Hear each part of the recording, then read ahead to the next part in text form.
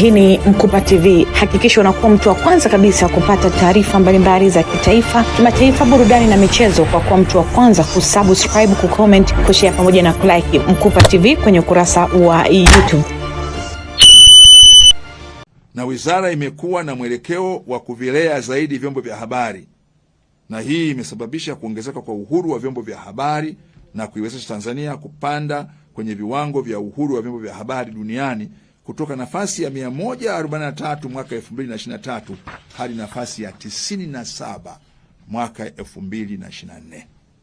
Na ni imani yetu kuwa Tanzania itaendelea kupanda zaidi, na kama nilivyosema, kazi moja ya bodi ya ithibati ni kuwalea, lakini pamoja na kuwalea ni kusimamia maadili, kunga mila na desturi zetu, tukisisitiza kwamba uhuru wowote una mipaka. Hakuna uhuru ambao hauna mipaka. Uhuru ambao hauna mipaka ni fujo. Freedom and rights without limitation is anarchy. Kwa hiyo tuzingatie pia tunapotekeleza majukumu yetu na uhuru wetu sisi kama waandishi wa habari na uhuru wa vyombo vya habari, tusisahau kuiangalia ibara ya 30 ya Katiba ya Jamhuri ya Muungano wa Tanzania inayoweka mipaka na wajibu katika kutekeleza uhuru na haki uliopewa.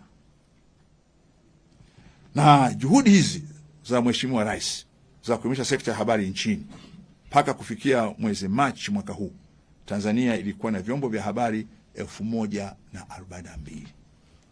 Na kuna wapo wanaosema kwani hiyo ni nini?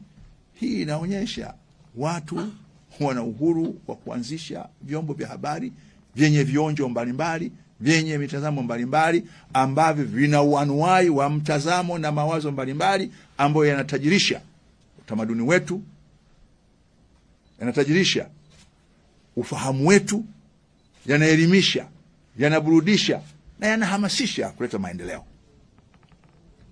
Lakini pia tunayo magazeti 372, vituo vya redio 247, vyombo vya habari mtandao 355 na vituo vya television 68. Na jingine kubwa kwa upande wa wizara ni marekebisho ya sheria ya huduma za habari sura ya 229. Haya ni mafanikio makubwa sana.